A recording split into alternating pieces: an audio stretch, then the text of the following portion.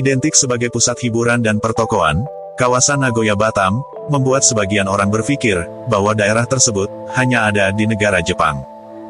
Walau nama daerah tersebut hanya diabadikan dari proses mulut ke mulut dan tidak formal, namun kepopuleran Nagoya di Batam telah membuat orang-orang Jepang, khususnya di Nagoya ibu kota prefektur Aichi penasaran. Asal mula disebutnya kawasan pusat pertokoan dan hiburan di Batam, yang berada di Kecamatan Lubuk Baja itu, memang berasal dari orang-orang Jepang, khususnya mereka yang bekerja di perusahaan infrastruktur Jepang, yang membangun sejumlah sarana vital di Batam, sekitar tahun 1970. Ketua Rukun Hazana Warisan Batam, Mahmur Ismail, yang sempat 10 tahun menjabat sebagai Ketua Lembaga Adat Melayu Kota Batam, mengisahkan awal mula adanya nama Nagoya, yang berada di Kota Batam.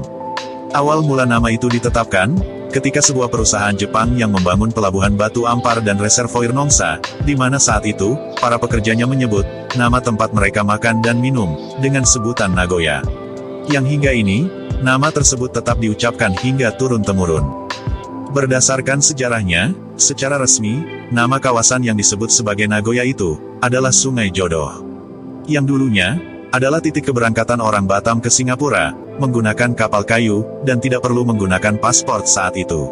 Kepopuleran nama Nagoya di Batam, ternyata telah terdengar hingga ke negara Jepang, khususnya bagi warga kota Nagoya, kota terbesar keempat di Jepang. Pada akhir tahun 2017 lalu, seorang kru televisi lokal di kota Nagoya, yaitu Tokai TV, membuat liputan untuk mencari tahu, asal-muasal nama Nagoya, yang berada di Batam Kepulauan Riau. Pemberian nama Nagoya, hanya bersifat informal, bahkan, siapapun yang menjabat wali kota Batam, juga selalu menyebut nama kawasan itu, sebagai Nagoya. Saat membangun Batam pertama kali untuk kawasan industri, pada tahun 1970, Menteri Ristek dan Teknologi, yang juga merangkap Ketua Badan Pengkajian dan Penerapan Teknologi, B.J. Habibie, memboyong banyak anak-anak muda yang berkualifikasi ke Batam.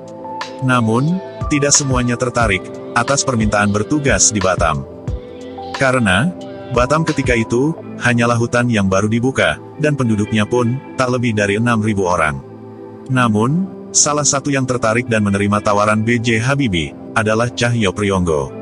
Kini, ia adalah satu-satunya insinyur periode pertama Otorita Batam, yang masih aktif bekerja, di mana saat ini, Otorita Batam, telah berganti nama, menjadi Badan Pengusahaan Batam, atau BP Batam. Menurut Cahyo, dari sisi pemberian nama kawasan atau daerah di Batam, memang identik dengan sesuatu yang terlihat di daerah tersebut. Apalagi, nama jalan, tidak menjadi acuan ketika itu.